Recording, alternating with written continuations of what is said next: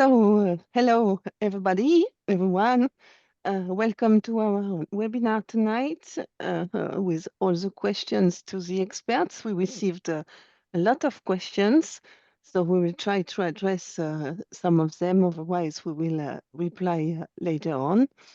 I am Edwige Poncel, President of Dystonia Europe, and I have the pleasure to have with us tonight. We'll begin with the ladies. Of The course. Professor Kathryn Peall, Professor of Clinical Neurosciences from the UK, Wales area. Then Dr. Anna Castagna, Head of Movement Disorder Center and Botulinum Toxin Clinic at Fondazione Gnocchi Research Hospital. I don't know if I tell it well. From Italy. And our Professor Alfonso Fasano, who is a professor of neurology at Toronto in Italy. Thanks to be with us tonight and to give us some time to reply to patients' questions. So I give you the floor, Professor Fasano. Thank you. Pleasure to be with you tonight. And just want to clarify that it's gnocchi, exactly like the pasta where Dr. Castagna works. And also that Toronto is not in Italy. And it's in Canada, of course, but I have a double appointment. Right now I'm in Toronto, actually, but I work also in Milan in a place called Humanitas. Okay. So today we have a number of questions, really many questions actually. So let's get to it. And I'll be moderating, and it's difficult role, I would say, because my job, and I'm sorry, I wanna apologize in advance if I rush you guys at some point. But my job is to really try to answer all the questions we received. And in front of me, I have a document with about 80, 90 questions. So I really want, and I need my panelists, my colleagues to be quick. And I'm not going to shut up because otherwise I make it longer. And let's start with the first question. The first question is from one of the, of course, the attendees who submitted questions in advance. Is about dystonia, if dystonia is a disorder or is a disease, or I will add also if it's a syndrome. So Kathryn, Anna, who wants to take this one? I mean, I'm quite happy to this one. So go ahead. I mean, I tend to, dystonia ultimately is a clinical sign that we see in clinic. So I tend to refer to dystonia as a disorder rather than a disease, because dystonia can occur in a variety of different settings. So not only is dystonia alone, but also in the context, for instance, in cerebral palsy, in Parkinson's disease, etc. So that's the sort of language that I use. I also know that with in communication with patient groups, that there are different connotations if you use disease, and people perceive different understandings with disease. So that's my feeling around the nomenclature. Okay, very good. Anna, you want to add anything, or we can? No, yes, I consider a disorder as well, and a syndrome, because there is such a big heterogeneity in how this movement disorder can be can be shown. I mean, can appear to us as a clinician, whatever. Yeah. Okay, along these lines, another question, and give me just a quick answer. People are confused with the term dyskinesia, and in particular paroxysmal dyskinesias, and they're wondering whether it is a form of dystonia or if it's something else. Anna, do you want to go? I can answer it if you want. On, then you can go. Yeah. It's not dyskinesia is a term that we try to avoid. We use it in particular specific cases, but yes, there's a number of movement disorder where you have a sudden onset of involuntary movement that we call paroxysmal dyskinesias. Sometimes the feature that these people have is similar to dystonia, so it's a more sustained posture, but probably to be a little simple today, I will consider them as a separate entity, and address it as a separate thing, which is in a way, and that's also related to one of the questions I've seen. Think about a seizure of the basal ganglia. So the part of the brain where dystonia originates can at some point not function well, and not surprisingly, sometimes these people respond to anti-seizure medications. But for the sake of discussion today, let's discuss dystonia that is there all the time with some fluctuations, but not that comes and goes like you see in paroxysmal dyskinesias. Simple answer, short answer is that we tend to consider them as separate entities. I don't know if you guys want to add anything, or we can move ahead. No, I certainly consider them as separate components, really. Yeah. Very good. So now I want to put you both on the spot, because we got a number of questions, and I'm now trying to condense that have to do.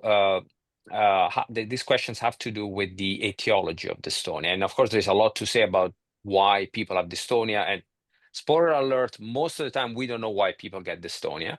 It's a sad but true problem of neurology. But some of the people that submitted questions have mentioned that they've been diagnosed either with a functional dystonia or with dystonia and comorbid functional disorder.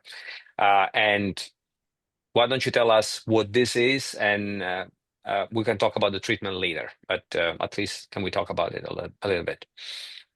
Maybe Kathryn first and then Anna afterwards, yes. So in terms of just taking that question in sections, so just the etiology, so the cause of dystonia, as Alfonso said, fundamentally we still don't understand. But I think most people in the field view dystonia as a network disorder. So it's a disruption of networks within the brain rather than one specific part of the brain that has a problem, and that it's this sort of disruption to the normal flow between the neurons within these networks that control movement and control, in some cases, sort of emotions and our perception of pain and all of those things, and that these get disrupted, and that's what then drives the abnormal movement in particular. So, and what is the evidence to support that? So we've got evidence from electrophysiology studies, from some brain imaging studies, also work that people have done in animal models, particularly mouse models, support that idea. So, and also we're going to come on to treatment later, but it also fits in as to why DBS works well in some cases in dystonia, because that looks at trying to modify the disruption to these networks. So would you do DBS in functional dystonia? Me personally, no.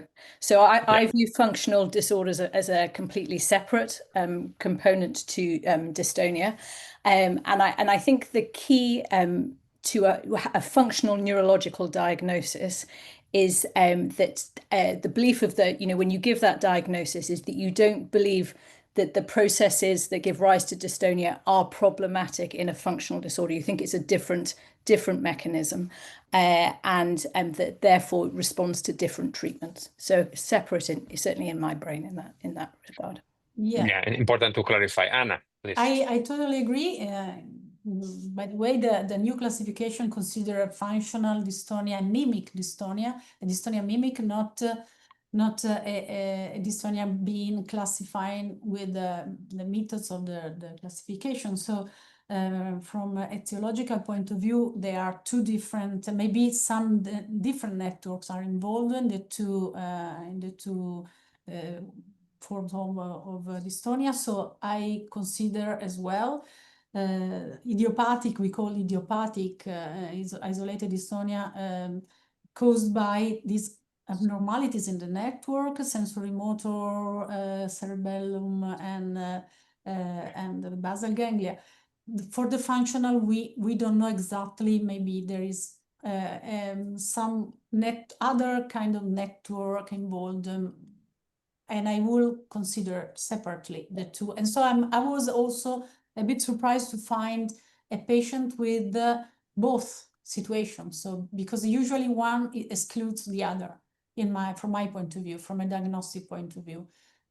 But everything can be possible, unfortunately. No, So, actually, I will disagree. Overlay is quite common, and we now know that having a neurological disease increases the chance to have a functional neurological disease, exactly yes, like in but just seizure. dystonia. I mean, you can have two different movement disorders. It's not easy to.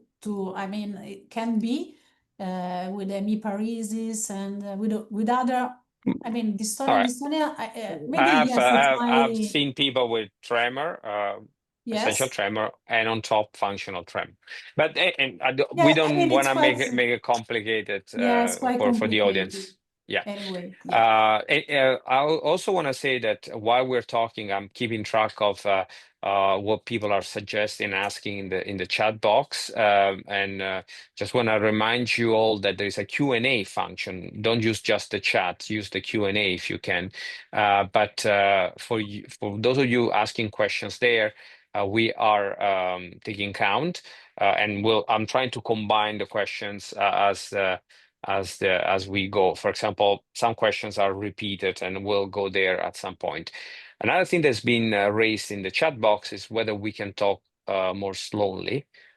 We're trying, and we're knowing how many questions we have to go through. That's why you can feel that we're going faster. But anyways, we'll do our best. Okay, moving forward, still in the chapter of dystonia, what it is, some questions which are quite interesting in my opinion, related to the involvement of the spine, or of the central part of the body, the torso, if you will. And can maybe we can start from Anna at this point, and tell us a bit more about what it is. Some people are wondering whether this is the classic scoliosis or whether this is coming from weakness of the muscles. So can Yes, you this tell is us? quite a difficult subject, of course, because usually we see those patients. We are neurologists, so we need maybe also to prescribe X-rays and evaluate.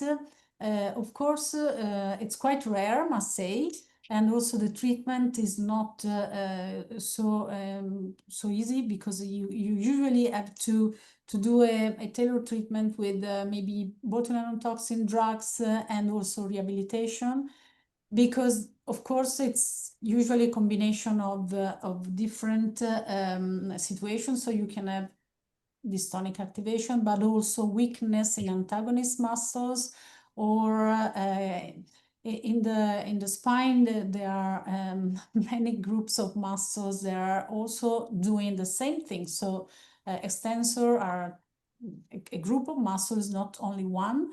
And we are also to consider that in aging, they are losing their power, all these muscles. So if you have a problem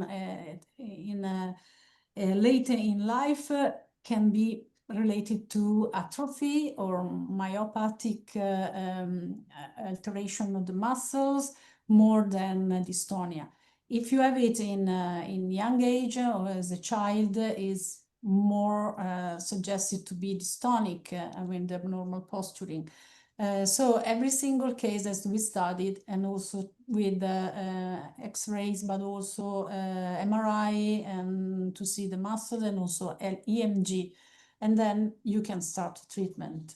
But I have some really generalized patient where also the spine is involved, and if it is a generalized dystonia, I will suggest also to do DBS or this kind of treatment more. Yeah, but I will not go into the treatment. The question is more about what it is, and so I don't think I want to repeat the question now to Kathryn, but I would like Kathryn maybe to emphasize what's the difference between scoliosis, and dystonia, because yes, of course, generalized dystonia tends to happen more often in younger patients, but also scoliosis tends to be more common in adolescents, for example. So, Kathryn. So scoliosis is a curvature of the bones of the spine. So it's where the bones are lined up, but they're not lined up straight. So they curve in a portion of the spine, often in and around the chest area. And Alfonso is right. You see that mainly in children and adolescents, particularly around puberty. And for the vast majority, it doesn't need any fixing. It's just the way that people are made.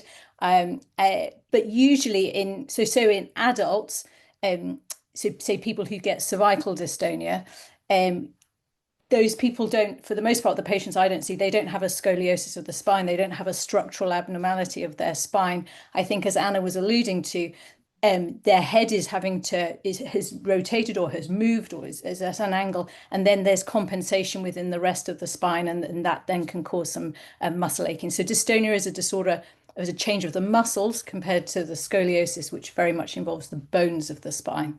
That's the key discriminator between the two. Thank you. Well said. I want to move on now to a very important set of questions that some people asked, and many questions, for obvious reasons, are around the treatment. So I'm trying to go through the questions on dystonia in general initially. Probably we'll be doing this for another 20 minutes, and then we'll be talking more about the treatments. So that we divide the time equally. But I want to do this way because it's also important for the listeners to understand that the more we understand dystonia, the easier it is for us to discuss treatment and also to tell you why treatment works or why treatment doesn't. So the interesting questions that some people have brought up has to do with the course of dystonia. In particular, some people have said that dystonia started all of a sudden, particularly cervical dystonia. Other people have said, well, dystonia came, then went away for a few years, and now is back. So why is this happening? And this is a $1 million question, but who wants to give us some insight around this fluctuating course or sudden onset? So Not an easy question. No, it is. I mean, Alfonso's right. If we could give answers easily to this, we would probably be halfway there at that point. So I think particularly cervical dystonia can come on. People can feel that it comes on quite quickly for those with adult onset.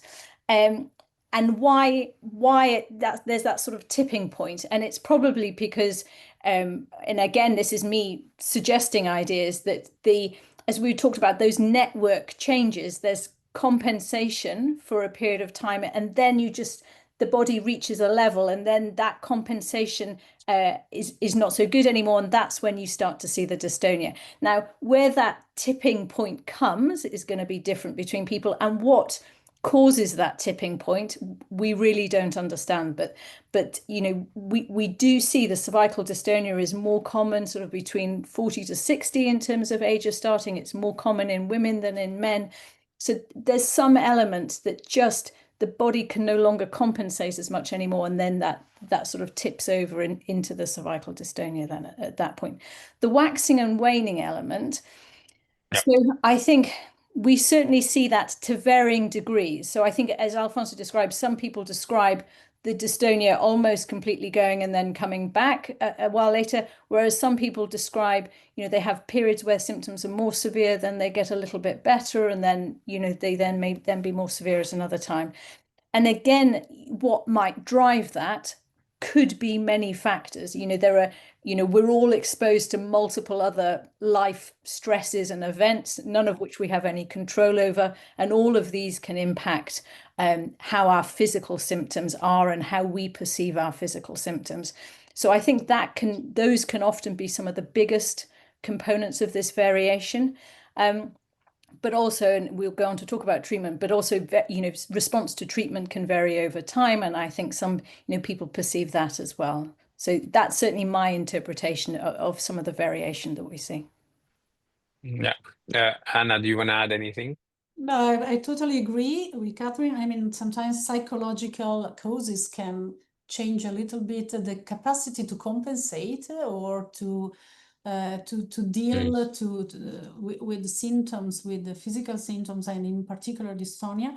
And the other thing is that also treatment can have different efficacy, maybe during life, and so sometimes they can help more or less. And yes, can be quite rare. It's not so common to find this fluctuation, I must say. But I will not be so surprised in cervical dystonia in particular, less in blepharospasm, for instance. Yeah. Okay, very good. So now maybe Anna, since you were talking, I can refer this question to you because I'm sure you see these patients. But refrain from talking about treatment because we'll go back and talk about Yeah, yeah, treatment. And this is about musicians dystonia, yeah. and few people have asked about musician dystonia, which is a very uh, problematic Hot topic. type of dystonia, also because people lose their job sometimes because of it. So it's really it's a professional job at the end of the day. It's a professional related job. So the questions are I can put them together more or less in why it happens, what are the factors predisposing people to have Yeah. it, and importantly, one person asked why is not studied so well. So why is under researched? Yes, first of all, the population usually who is involved in this, unfortunately, in this scene, this musician dystonia are young, quite young men in their 30s, and they are very competitive and we must say kind of obsessive and very much trained. So one situation can be the overtraining. One of the causes is really overtraining. So those musicians are usually very much involved in the movements. So repetitive movement, continuous repetitive movement in the hand. Also, listening not too much to the body. So if they have pain, if they have fatigue, they don't stop. This is the problem. So if you don't reduce the activation of the circuitry and the muscles also and tendons, because everything is going together, unfortunately, you can have pain. And you can have the overuse syndromes. When you have pain with the overuse, you can, be more, it's more easy to develop this problem with motor control that can be very, very tiny at the beginning. So you lose a little bit of confidence in moving very fast, in doing very, very high performative passage in the music performance. And then you can go through this if you don't stop. If you stop, you can, rescue no pain, good motor control, but there is a kind of line of no return. If you go through and you never stop doing all this over performing, you can have spasms, and then after spasm you can really have difficulties, little spasm, and then difficulties in doing the activities. So difficulty in keeping in the good position the bow if you play a string, or difficulties with the fingers, in particular the four fingers in piano players, on guitar players. It's quite very common, and also some music, some wood instruments. And after that, you start having a lot of anxiety, depression. So also the psychological part is very, very important to go to the direction of this abnormality, which is, I think, in a musician a bit more related to sensory motor alteration of the sensory motor cortex. Because Okay, yeah, I'm gonna stop here because we it's have too a lot much. to go through. Yes, so try to actually. I'm sorry to say that shorter answer will be Yeah, better because I finished. Yes. I don't know if you've seen. Yeah, so I won't ask Kathryn the same question. Otherwise, we don't move on. Unless Kathryn, you have something to add. But if it's general agreement, then we can skip and we will move forward. I remind people to use the Q&A. I just want to, there's no connection between drugs for for migraine and torticollis. Some people have asked, so let's get out of this. But I have a question for Kathryn because it's one of her interesting topics. Someone is asked about DYT11. We try to avoid the classification of the dystonia based on numbers. This would be what we call dystonia myoclonus. And this is particularly a person describing dystonia in the daughter and also autism. And the question is whether there is a connection between the two. I won't answer the question, but I want Kathryn to weigh in because she's a world-renowned expert in dystonia myoclonus. So please. So, well, a lot of our work has focused on psychiatric symptoms in myoclonus dystonia, and the work that we've done has largely found that majority of symptoms relate to anxiety, sort of social phobia, depression, and obsessive compulsive disorder. So those are the most common psychiatric features that happen with myoclonus dystonia. We did some work during the pandemic, in fact, where we looked at, rather than seeing patients, we just looked at patient records. And we looked at people diagnosed with dystonia and looked at psychiatric diagnoses. And what we found, all those changes with depression and anxiety that we see in myoclonus dystonia. But when we looked at features like autism and ADHD, we found really low levels across the board in dystonia. And there's no work in myoclonus dystonia specifically that shows that there's an elevated rate of either of those. So I think, I'm very sorry to hear, that this person has both of these diagnoses, but I don't think that they're related in terms of our understanding of myoclonus dystonia. Yeah, I will agree. I go to Anna in a second. Another question: can dystonia occur during sleep? The answer is no. During sleep, dystonia goes away. So I don't know why this question has been asked, but that's the answer. So Anna, back to you. And I'm sure you've seen many of these patients. And the question is, how common is laryngeal dystonia?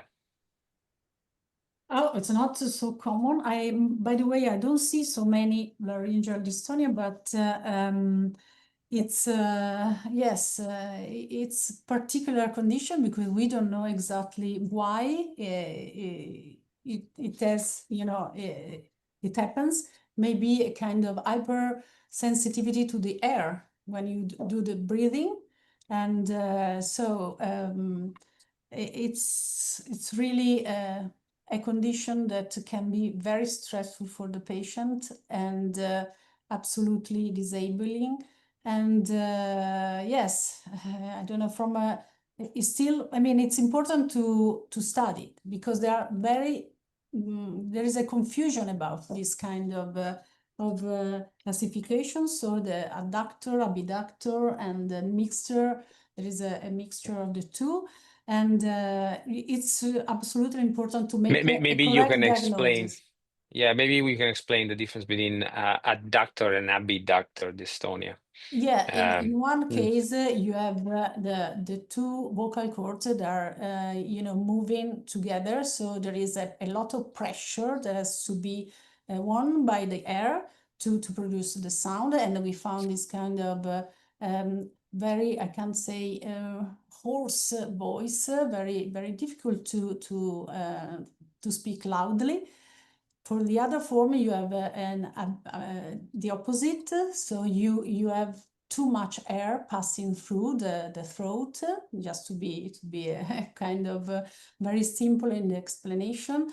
And so they are whispering, patient are whispering, so they can't produce a sound that it's really impacting during the conversation. And there are also a kind of quite a different kind of that you have dystonia when you inspire. So it's important with EMG to evaluate the different muscles that can be involved in this process, and the diagnosis is very important because one type of dystonia is more treatable than the other. And so it's important. The adductor dystonia is more... Yeah, when the vocal cord gets together, that's together. easier to... Yeah. Very quick, please, short answer. Just people are asking, how does it feel to have dystonia in the feet or in the foot? What happens to the person? Feet? Yeah. Yeah. How do you feel? Sorry? Can you tell me? How do you feel? How does it look like? How do people feel when they have dystonia in the feet? Yes, we are doing gait analysis in those patients because sometimes... I know, that's why I'm asking. Yeah. No. It's quite bizarre sometimes, the movement of the foot, of the feet, depends. Usually it's unilateral, but because if you consider gait, you have to consider all the kinematic and the alteration of the whole gait, because sometimes it's just one muscle can produce different position of the foot when you have the strike on the ground. And usually the patient is complaining not of the problem with the feet, but of the gait altogether. And so it's good to also in this kind of dystonia to focus if there are, because there are many muscles in the extremity of the leg, so the foot, the intrinsic muscle of the foot, the extrinsic muscle. So usually the patient is not able to describe very well what is the problem. So also the examination is very important. And it's not that easy because it's easy to treat the leg and the foot, but it's not so easy to treat the gait problem. So they need to do retraining strategies, because gait is more complex than movement of a single task, single select movement in the foot. So it's quite tricky. Yeah. Also the diagnosis. Thank you.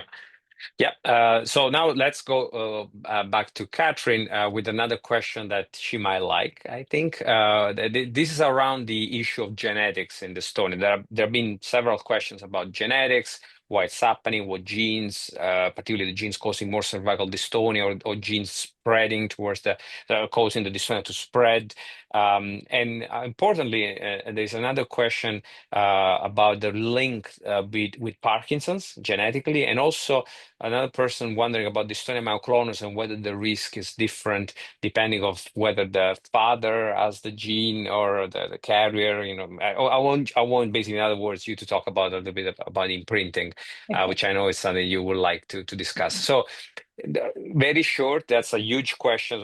In a nutshell, can you tell us and our audience about what we know about genetics of dystonia, particularly the upper body forms, and also the relationship with Parkinson's, and also the imprinting part? Thank you. Okay. In brief. So we in brief, know in 1 minute.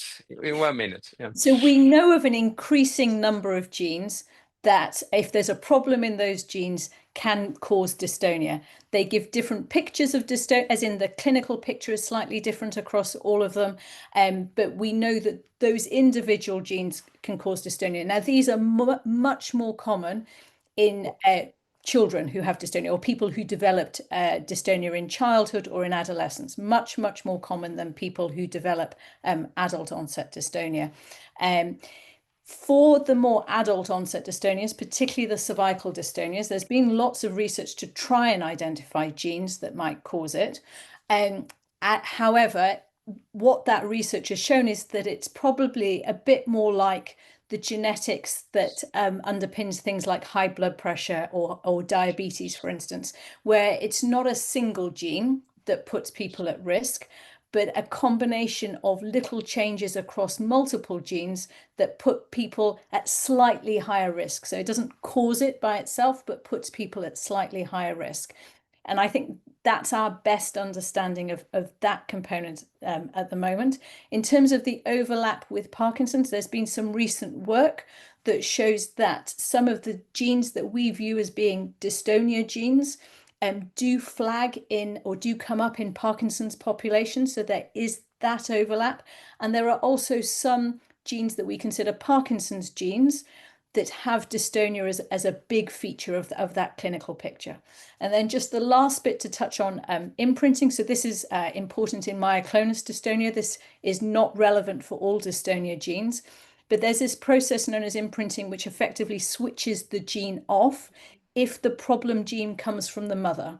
So if a person inherits the problem gene from the mother, then they will carry the problem gene, but they won't have any clinical problems. But if they inherit it from the father, it's not switched off. And so therefore they will both carry the gene and have the clinical problem. So I hope that makes sense. It does. Anna, do you want to add anything to this overview? Yeah. Thank you. So in going through the questions, every once in a while you see I'll just giving short answers so that we try to assess them all. There's no connection that we're aware of between cancer and dystonia. There's been some ideas that maybe thyroid cancer can be related, but at the moment there is no clear connection. Although. Just to follow that up as well, when we did the clinical note linking thing and looking across all clinical conditions linked with dystonia, we didn't find any increase of cancer rates in people with dystonia at all. Yes, on a large population. I was going to also add that in some cases, what's the connection is not dystonia per se, but there's something a priori that is causing both dystonia and cancer. An example would be a genetic mutation of a gene called ATM that causes something called ataxia telangiectasia. People with this condition might have dystonia, but they also might have cancer because of the mutation of the gene. So unfortunately, medicine is not that simple, but the answer is there's no connection. Another question is blepharospasm starting during COVID. You heard already about COVID, the possibility that you lose benefit compensation that the brain is putting in place. So we've been doing fairly well, also being proactive in addressing questions. But now when I hear from Anna, because we haven't heard from her in a few minutes, and we talk about the food. Okay, I'm going. Sorry, I don't want to talk about treatment just yet, but I think we are done with the treatment. Okay. Oh no, actually, there is something else around pediatric dystonia. So maybe we can talk about this first. So anything about no, that's treatment. But since we're talking about it, so do Anna see also kids? There is a MAGE, not that much. There is a MAGE question. I don't know if. Yeah, please go ahead. Yes, if you have the question in front of you. Yeah. As well. Yes. So I think that at this point we can jump to treatment, because we discussed the genetics, connective tissue disorder, and dopamine responsive dystonia, no connection, no influence of the vagus nerves on dystonia. We can say that a lot of people that are now arguing and selling treatment that work on the vagus system, be careful, there are a lot of scams out there. But I think it's time to go through the treatment, and which I think most people are waiting for. And then if in the discussion of treatments, some other questions around the mechanism or the phenomenology occur, we're of course happy to answer. So maybe Anna, can you give us in few words, please, an overview on the treatment, because people are asking, okay, what are my options? So just to give a general understanding how we approach dystonia, also depending more or less on the type of dystonia, so that this will set the stage for the next questions. Yes, I mean, I just start because someone will help you because there are so many options. Of course, diagnostic, I mean, the most important thing is to do the right diagnosis. Otherwise, you can't, make the right choice with the treatment. You start usually with some drugs. The beginning, it depends, of course, but you can have some drugs, anticholinergic, or some benzodiazepine, or baclofen sometimes, rarely, but can be if there is a lot of spasm. And usual tetrabenazine, but it's not my favorite, and I don't use, must say, that much in idiopathic dystonia, of course.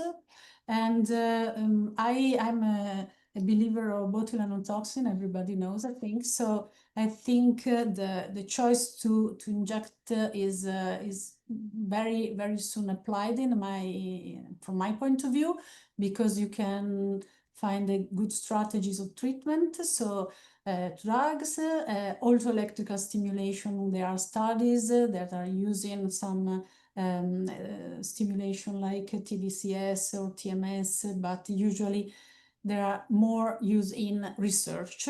And I must say, rehabilitation can be an option, not for everybody. I mean, also for this treatment, we need to have a rationale. So which kind of dystonia can have benefit? Is it an add-on treatment? Usually yes, to botulinum toxin. We can integrate the two treatments. Can be multidisciplinary if you need more rehabilitation experts, and maybe I was saying for laryngeal dystonia, you can have speech therapist. For hand dystonia, you can have occupational therapist. For neck, you can have physiotherapists trained on these techniques that can be different based on motor learning, but also on trying to rescue the right movements with the different modalities. Of course, invasive treatments are also an option, not at last, can be just when the situation is not controlled by botulinum toxin or other adjunct treatments, so DBS. And I don't know, I'm not an expert of MGFUS, if there are some trials going on dystonia, and maybe FUS being focused ultrasound. There are some questions, we can talk about it. Okay, well, thank you, Anna, because you summarized in a few words a wealth of information.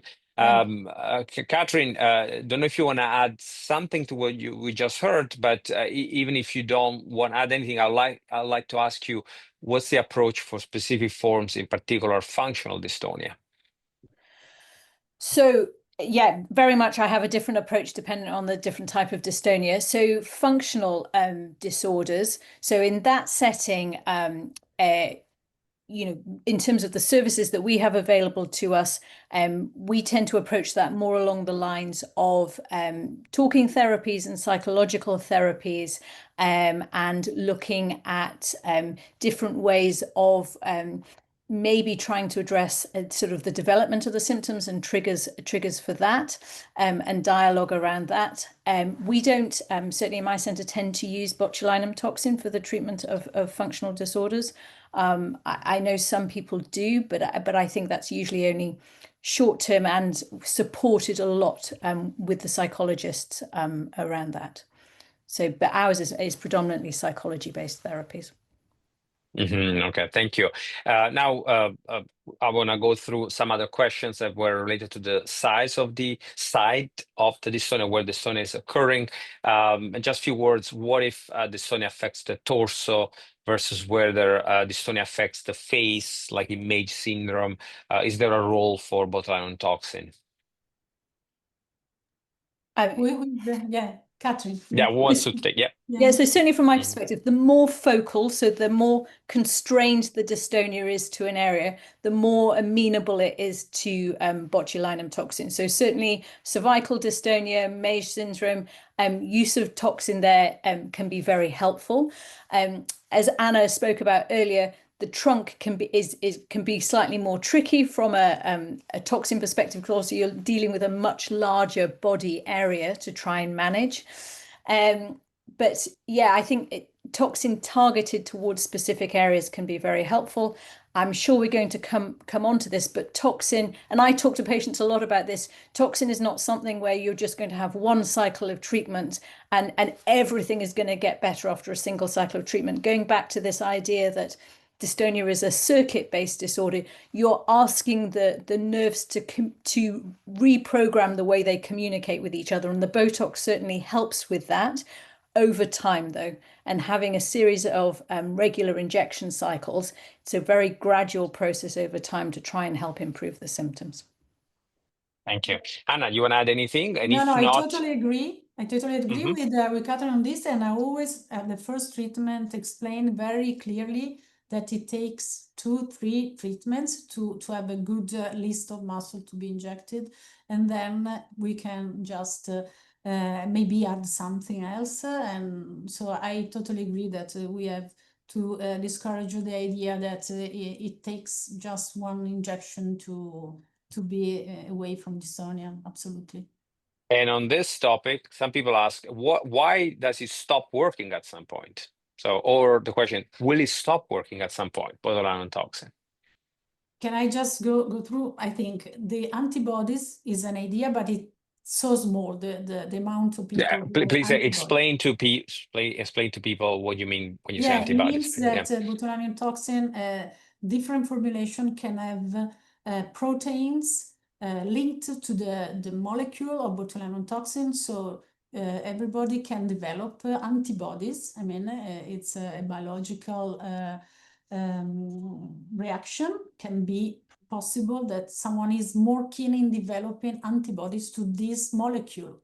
I mean, it depends on the immune system, whatever. But many repeated studies over the year with all the toxins are now used in normal clinical. I mean, I don't know if there are some new toxin, but the one we use in the Western countries, the possibility to develop these antibody response is very low. And also, when you have antibodies, you can have also results can be still there. So can have antibodies, but being efficacy without losing any efficacy of the toxin.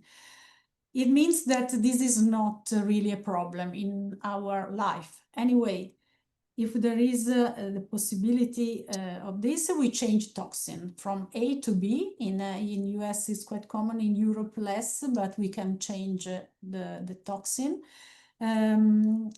Maybe we can have also atrophic muscles. It happens that if you inject a lot the same muscle many times, you will not have results, because botulinum toxin need to be, to have a good muscle to because that is working on the neuromuscular junction. So if you have atrophy and complete fibrosis of a muscle, and you put a toxin there, it's not working anymore, not as good as when you inject in a good muscle. This is another point. So maybe you have to change the muscles you inject. And so sometimes clinicians are not very keen in doing all these, this change of treatment. And this could be maybe also change of phenomenology. Sometimes quite rare, but we can have the change of phenomenology in cervical dystonia maybe, and upper limb. So you need to really examine the patient every single time you see the patient. You have maybe to change the way you inject, and this is a way we should do the toxin. Yeah, but sometimes we are very busy. This is the problem. Yeah. Okay, so now let's go back to Kathryn again on the topic of botulinum toxin. There have been a number of questions, even in the chat box, about the duration and the frequency of the injections. We tend to do the injections every 3 months. Some people argue that it's too much of a wait. They want to do it less often or more often. So can you comment on the latency between injections? So yeah, so you're right. I mean, most centers go for the 12-week interval, the 3-month interval between injections. I mean, if to look at the clinical trial evidence, there is some evidence that actually the effect of the toxin can last longer than 12 weeks. Like you can go, up to 16 weeks. There's some good evidence, particularly for cervical dystonia. But it does vary a lot between patients. I think the difficulty with going more frequently, so, at 8 weeks or something like that, are some of the problems that Anna has alluded to, is that we do know over time, if we're injecting into the same muscle, that we get atrophy or thinning of that muscle, which means that the effect of the toxin in that area it's harder to get the same response. And some of that is dose related, so how much you've had and how frequently you've had the treatment. So it is a balance between those things. I think for most people 12 weeks is a good, is a decent interval. I think people will describe wearing off of the drug before coming to their next appointment, but that suggests that the timing's just about right then in that, and then you start the next cycle from there. That's certainly my view. Yes, Do you use please? Just I agree. We have to balance about the request of the patient and also our point of view, which means that we can't inject every time the patient is asking, because maybe it's for anxiety, not for really severity of the disease. So we have to really also educate our patients and be very constant in the repetition, but without too much flexibility. This is my point usually, and I keep this style with the patients. And unfortunately, yes, we don't have enough data about the duration of toxin for the people, because can change a little bit from one to also in the different type of dystonia. For instance, writer's cramp can be longer, the effect, less for some major or blepharospasm. So I keep 3 months for facial dystonia and towards 4 for cervical, and more than 4 sometimes for upper limb, lower limb dystonia. This is my view. I don't know if you agree. Okay. Well, it depends, but let's. I want to keep going with the flow. I was about to ask about the use of guidance. Yes. Actually, a question for you both. Do you use EMG and/or ultrasound? I want to hear from both and see what you guys do. Yeah, I can maybe. Oh, Kathryn, I use both, of course. If I can use together contemporarily is the best thing I can do, because one is useful to localize the ultrasound and also can say to me how many how much fibrosis I can find or whatever, the thickness of the muscle, so I can be very precise in localization. And the EMG is useful in particular when I have doubts in which muscle I have to put the toxin, if there are many muscles involved, if I have a jerkiness, tremulous, dystonia. And the best thing should be to use the 2 guys together, or one, almost, all the time having one, not to use only landmark based injection. This is my suggestion, in particular in difficult cases. In complex cases that we can say that they are mostly dystonic patients have difficulties in selection of muscles. It's not that easy. We have to check the different phenotypes also in cervical dystonia, which seems easy, but sometimes it's not. Takes time to do the examination. Kathryn, what's your take? So we use both, but we don't use them in every patient. So we balance the fact that with our clinic capacity, we want to try and see people every 12 weeks, and that requires a certain number of patients being seen every week.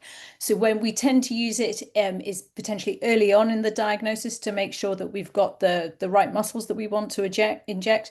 And the other setting where particularly we would use EMG is where someone's describing that they're consistently getting less effect or less benefit from the treatment. And what Anna was alluding to earlier, you go back and you re-examine and you recheck the muscles you're going to inject.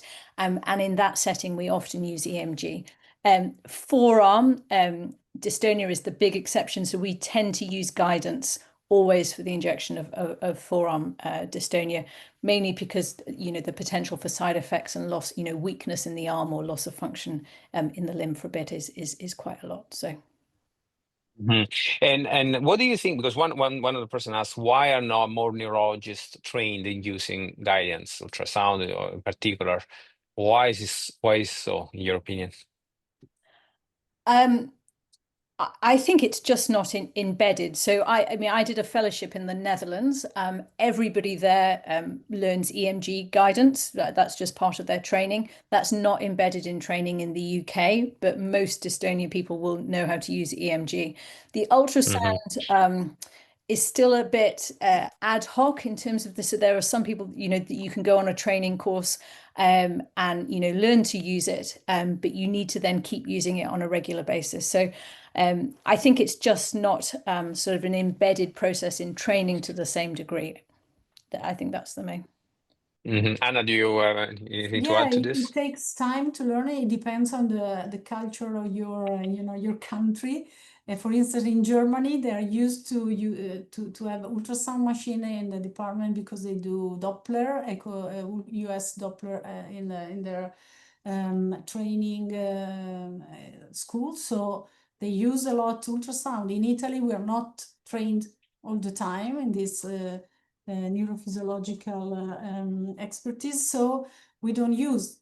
But once you have in your department, it's easy. It's easy to learn. It depends, but if you use it, you have to use quite often. Otherwise, it's not really something useful for you that are injecting. So it's a matter just maybe new generation they like more ultrasound, also neurologists, and so maybe they will use all the time. I hope so, because it's I mean, it's a Well, but the message I don't think needs to be that has to be used all the time. Sometimes helps, sometimes it's not needed, especially if the patient does it very depends on well. you, how you It depends feel on the comfortable. it depends on the Yeah. patient. The patient, no, it depends on how, in my opinion, how the patient On the does. patient, and Yeah, also on you, because if you are very good in setting, you know, a good EMG expert, you can reach. yeah, Depends also no, on but personal. like you said, sometimes it's needed to locate the muscle. So sometimes it's really needed. But the message I want to give to the audience is that you're not missing out in case your neurologist is not using it. You're missing out if you're getting through the treatment and yet you still have problems. This is when you need to wonder whether additional approaches are needed, like guidance. Because see my point, I don't want people to feel that they're Yes. not treated well. If they're No, doing well, absolutely. this is a very Absolutely. practical job in the end. There is a question, and I can quickly address it about the long-lasting botulinum toxin. There are new toxins, one that is about to be approved in the States, but in general, there are new experiments and new molecules that are meant to make it last longer. So probably in the future, we'll have a botulinum toxin lasting more than the classic 3 months, which also raises the problem of side effects, because if you have side effects, then you will have the side effects for longer. But obviously, time will tell. But this is just to give an update on what's new. Now I want to change topic a little, still in the topic of treatment, and that I would like to start with Anna, because she works in a rehabilitation hospital, and I'm sure she has a lot to say in this regard. But try to make it quick, though. It's the overall topic of integrating, let's say, botulinum toxin with rehab, botulinum toxin with a split, or botulinum toxin with weight, or botulinum toxin with some sort of additional training done, or physiotherapy done after. So can you give us an overview of what we know at the moment, and whether there are guidelines? Yeah, there are not guidelines, I must say, no scientific guidelines from scientific societies, but quite nice reviews that came up. I can mention one just published by a Japanese group. And so they were very precise in analyzing all the paper published on different types of dystonia. The arm dystonia, the hand dystonia, and the neck dystonia. In particular, it was related to focal dystonia in this study. And I think probably rehabilitation can be easily added when you have focal dystonia. In generalized dystonia, you can do treatment, but with different purposes, of course, because it's the situation is more severe. In focal dystonia, these reviews explain that you can have a kind of sensory motor retraining approaches. There are several, they are different, but they are all very much integrated with botulinum toxin, which is, working on the plasticity of the sensory motor system. And so it's just to add some learning goals to the botulinum toxin treatment can be, helpful in potentiate the effect of botulinum toxin. And there was a group of activities. Then behavioral therapy is becoming also an add-on treatment to botulinum toxin. So just related to how to give a strategy to the patient. And there were some interesting reviews about this. And also another add-on treatment was the electrical stimulation, the non-invasive electrical stimulation. Then in writer's cramp, there was also suggestion, clinical recommendation, no really guidelines, but recommendation, because it's becoming some evidence that this can work. The problem is that there is heterogeneous way of performing rehab, of course. There are different techniques. And so we can't say at the moment that one technique is more effective than another. And sometimes they do multimodal treatment. So the protocol of rehabilitation is made by different programs of rehabilitation, maybe some breathing or relaxation techniques together with sensory motor learning, together with some training of other type, or stretching. And so it was difficult for the authors to come to a conclusion, but 3 types of dystonia were selected. So writing and musicians. Musician is also responding to some treatment, also sensory motor retraining like Braille. Also Braille, there was a very famous publication about teaching Braille to musicians. So all this kind of sensory motor training. A musician, there was also some publication on the use of splint that can avoid the movement of the fingers in the pathological hand, but this is quite tough to be performed on musician. And also for laryngeal dystonia was suggested, because it's a focal dystonia as well, was suggested to do speech therapies, to add speech therapies. The problem is variability of protocols, no high numbers, no money in because we don't have any company very much motivated to demonstrate the efficacy, and also it's a cultural problem. And I think in the future maybe we can be more involved in clinical trials on these subjects, so we can add, as a neurologist, and not just as a neurology, to add some new data on this topic, on this treatment, add-on treatment. It's always considered an add-on treatment, so botulinum toxin is in a way necessary.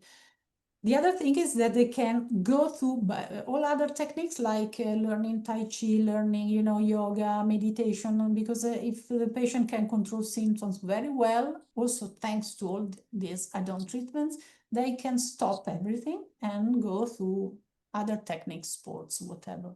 But of course, they need to be trained on motor control and perception of the head position, whatever, all these techniques. Yeah, so in short, as you heard, it's an add-on because there's a lot of hype on reprogramming the brain, few questions around this, or additional alternative treatment, chiropractors. But the message to the audience is the pillars of the treatment of dystonia is really, I think I will start with educating the patient because there's poor understanding of the disease and poor knowledge. Then botulinum toxin, the more focal, sometimes drugs on top if it's tend to spread more, and if these are not needed, not enough deep brain stimulation or more invasive options. And along with this, together with this, as an add-on, additional treatments, addition, not necessarily intervention, but training, even yoga to some extent, or anything that relaxes you might help, but not alone. So I think, I don't know if my panelists agree with me, but be careful when someone wants to convince you that simply using one of these alternative options, say psychotherapy, is enough to treat the dystonia. Functional dystonia maybe, but dystonia in the classic form, probably not enough. I don't know if you guys agree with me or you want to add anything to what I just said. I think it's important we clarify these points for the audience. No, I think okay. Definitely add-on therapy, and mindful that it can be expensive, and we want people to have the most effective treatment. So the therapies you talk through, the toxin, the DBS, etc., that is where the evidence is that can be the most effective in managing the dystonia. If I can add, Alfonso, it's just a point that the psychological support can be very important also in dystonia. In cervical dystonia, as an add-on, yeah, right? But the point is alone for functional, not only for functional. No, of course, no, but the point is sorry, I want to clarify. You need usually also a psychological support in musicians because what I said, maybe I wasn't clear, is that add-on, but it might be alone effective as a one treatment in functional dystonia. This is what I meant. But in the other dystonia, as an add-on, for sure. Yeah. I'm not saying it's not helping. Okay, so let's move on, which is to introduce now another topic, because obviously a lot of the people that are asking questions are frustrated with the current way they're treated, and they're wondering why I'm not getting any better, why I'm still having a lot of pain, or why the toxin doesn't work as much as it used to, and blah, blah, blah. So the question is, I'm getting the treatment, I'm getting some benefit, but it's not enough. What's next? So who wants to take this one? So what to do when whatever treatment they are on is not enough? So I think this very much depends on the individual and where they are in their own treatment program. So I think a little bit, as you both have alluded to, say for instance someone has a more focal type dystonia and they've been having toxin, they've been very diligent about going to the clinic appointments, but the effect is either reducing or they don't feel that they're getting much benefit from. As we've said, as the clinician, you go back, you have to reassess, you have to look at where you are injecting, the dose you're injecting, etc., and see whether you need to optimize that. If it's felt that what you're trying to do is at the best you can do for that type of treatment, then you look for the next stage of treatment. And Alfonso, you referred to that in some people. The more invasive therapies, such as things like deep brain stimulation, might be the next, the right next step to take. But this is, I caveat all that by very much it's on an individual basis and where people are in their treatment journey in that regard. Thank you. Anna, do you want to add anything? Maybe you can explain what deep brain stimulation is to the audience. Me? Yeah, well, You are the expert. I'm sure, yeah. No, Well, but I'm moderating right now, so yeah. No, I can't speak I'm about actually, DBS with you. I should say I'm having fun to moderate, because I put you Anyway. both on the spot and I'm staying away from a difficult question. DBS, Yeah. I'm fond of DBS, of course, because it's a global treatment, is working directly on plasticity. And so it depends also, this treatment has to be selected very well.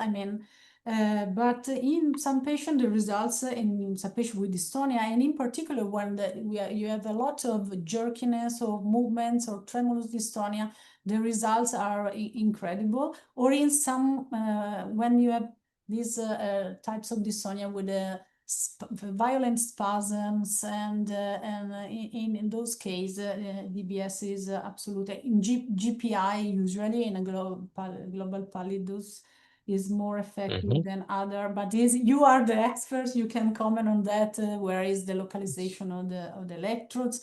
But I think now with the new technological devices, they can really be very much tailored on the patients. Also, the modality of stimulation can be focused on the activity, on the pathological activity of the basal ganglia. So there is, I think, a wide range of new possibilities to improve the treatment in itself.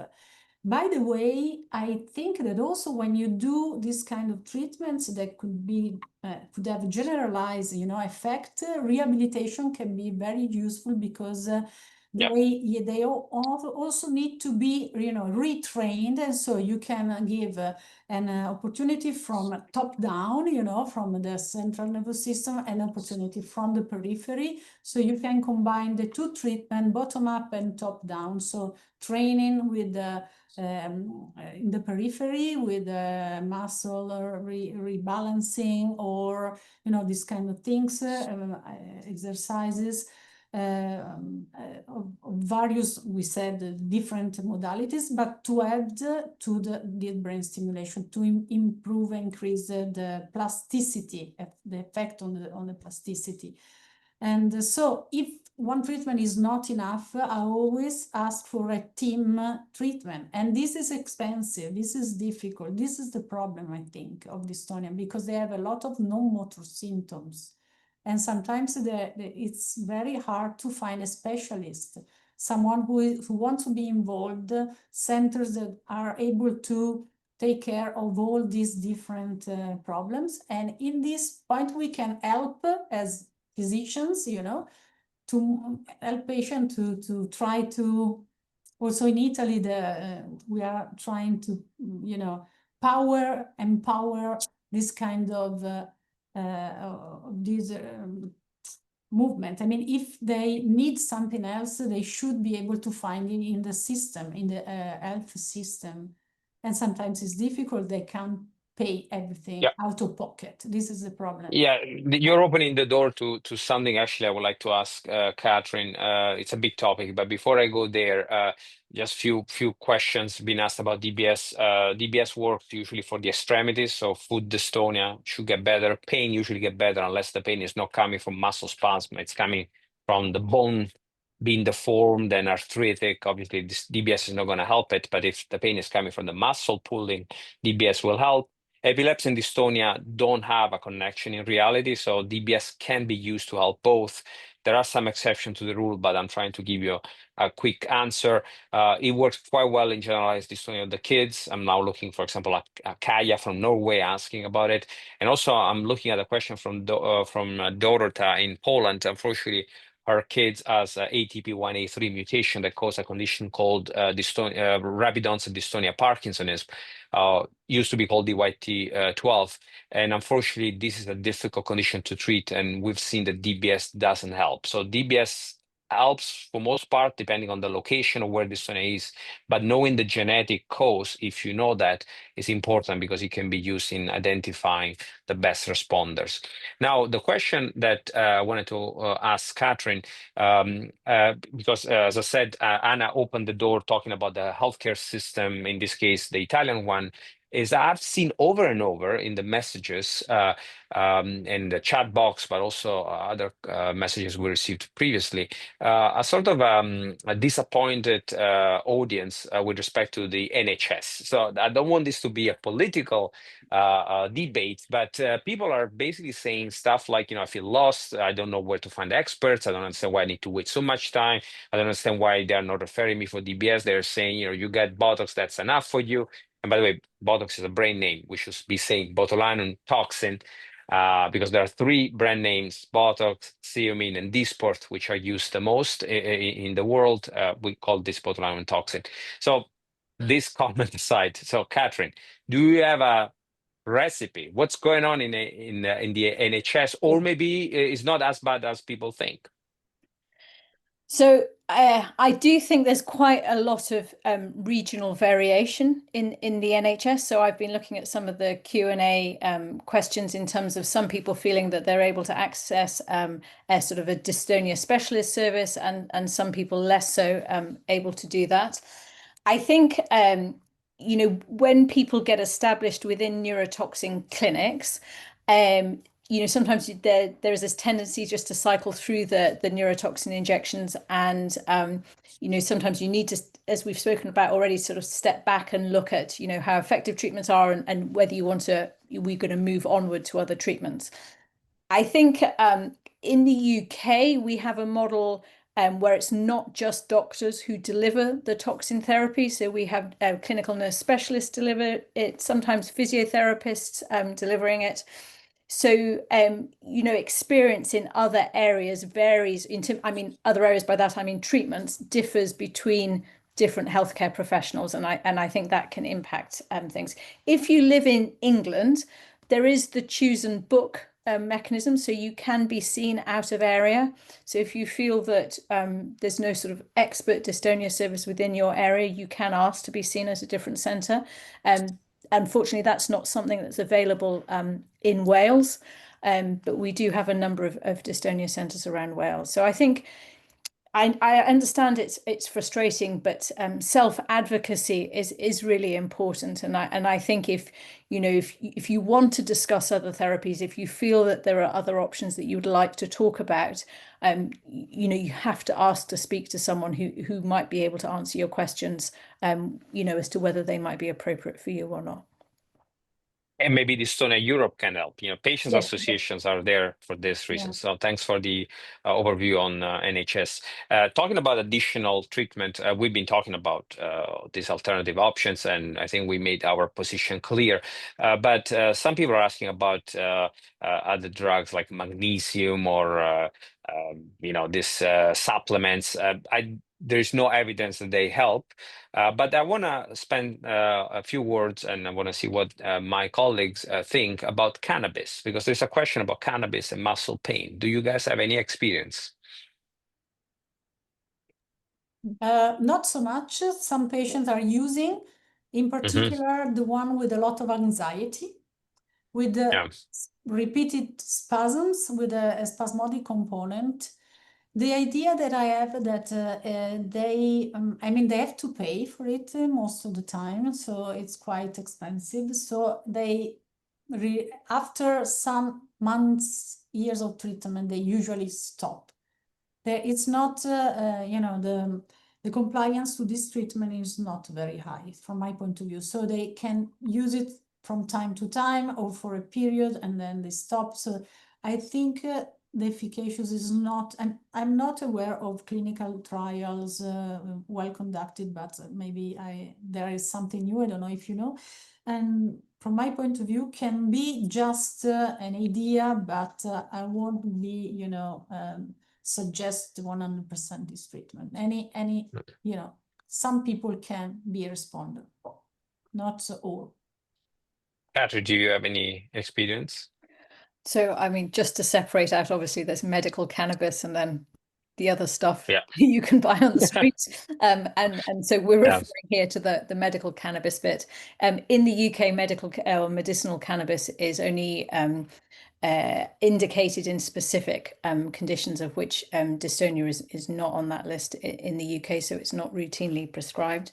As Anna said, some people do pay for it privately. And in my experience, people have very differing views on whether it's helped them or not. Some people, I would say the majority of people I've spoken to who've had it have been disappointed with the benefits.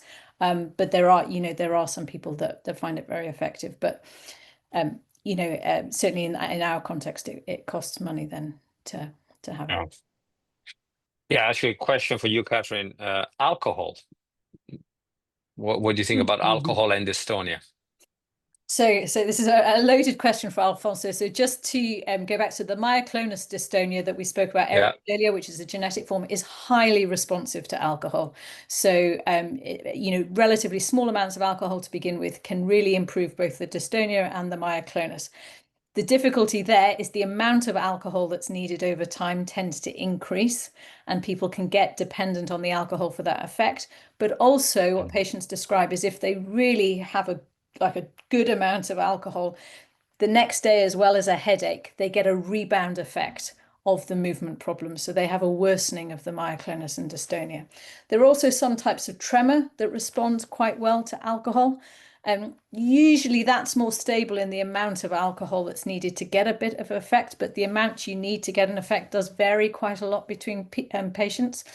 There have been lots of studies trying to generate medicines, so tablet therapy that mimics the effect of alcohol without having the more negative side effects of alcohol, but they haven't proven to be as beneficial. So I'm clearly not advocating for using excess alcohol, but there are some people who find benefit with a small amount of alcohol. Yeah, and perhaps this can help discover a new drug. By the way, Alfonso, there was a hornpipe player that said that it was using gel in the chat, I think, with the effect gel. I haven't never heard of it. Yeah, cannabis gel. Yeah, so in Canada, cannabis, I was gonna actually go there. Cannabis is legal, so medical or non-medical, you can have all the cannabis and the CBD, THC, pills, oil, edible, anything you want, and people try, and it doesn't really help much. But if there is concomitant anxiety, it might help, which taps into a big problem that people with dystonia have, the motor problems of dystonia, anxiety, depression. There are some questions around this. These are common problems. We don't overlook them. We know that it's an unmet need, and we try to help people as much as we can, also with drugs used in psychiatry. But I want to move on to a few other points. We almost at time. There is an interesting question about jest antagonist or sensory trick, and there's a person, Claire from the UK, asking, do we need to look for one over and over, or how do we come up with a sensory trick? Which I found a very interesting question, and I don't know if you want to give us a short answer, because I have a few other things to discuss before I give it back to Dystonia Europe. For me, jest antagonists can be useful because you can imagine that there are retraining strategies in that person. And so I use it a little bit at the beginning for rehab. But then if it is too much, if they use too many tricks, I think is an abnormal self-compensation. So I try to ask them to stop. So it's something you really have to consider patient by patient. This is if they use too much, this just antagonist is not not a good thing for having a normal life, because you touch too much, you increase the retraining. Point taken. Thank you, Kathryn. Any additional? In my experience, patients who have a jest have just found it by accident or by naturally. Correct. It's just they haven't had to go searching for it. So I think if it hasn't come or it hasn't emerged to you almost naturally in that sense, going searching for one, I don't think you need to do that. I think most patients just sort of stumble on it if it's there. Correct. Yeah, correct. So just a few notes, because there have been questions. Focused ultrasound, there's not much going on right now for dystonia per se, but there are targets. We can do it bilaterally now. Most of the evidence comes from tremor caused by dystonia, but stay tuned because more things can happen. Adaptive DBS, there have been questions. Adaptive stimulation that adjusts depending on how much pathological signal is recorded in the brain. This is now being approved for Parkinson's. There are no studies in dystonia, but I bet there will be studies coming up. And so in the next webinar in a year from now, if Dystonia Europe invites us, probably they won't invite me because I didn't really behave today, but we might talk about adaptive DBS next time. I want to leave the last few minutes. I'm conscious of time, but I want to use this 1 or 2 minutes to thank Dystonia Europe for giving me the opportunity to moderate this session. In particular, I want to thank Kathryn and Anna for their excellent answers. I'm sorry if I rushed you through this many questions, and I want you to answer in few words, please. A key question that one of the attendees asked, which is, what do you think we need to do to solve the mystery of dystonia? So a few words, and then we give the audience in the hands of Dystonia Europe. So let's start with Kathryn. Honestly, I think for dystonia sort of progress and research, I think those of us who work in the field, we need to work together a lot more. I think we need to bring our patient groups together as in the data that we have, and work less in isolation. I think that alone would progress the dystonia field a huge amount. Well said. Anna. Great point, Kathryn. I think, yes, we need to work more in team and also involve the patient in our team. They need to be more involved in their treatment, less far away from us. They don't have to think we are the expert. They are not really so good. They're very good, and they need to be taken into our group a bit more, I think, than just join our forces. And so the commitment of them can be also a way to treat themselves. I think this could be, in my population, this is working a lot. And very good. So I also partnership. Thank you very much, my faculty and my moderator and Dystonia Europe. It was great. I thank you so much for the opportunity to be here and to share our experiences and trying to help, of course, people with dystonia. Thank you very much. Thank you, Alfonso. Thank you, Kathryn. Thank you. So Dystonia Europe, back to you. Thanks a lot. Thank you so much. Thank you. There were so many questions. Yeah. Yep. falling from everywhere. Still anxious, but yeah. I think this was the Mm. most popular webinar we have ever done. Yeah, that's true. Good to That's hear. true. We will be back with Ask the Expert, I think. Yeah.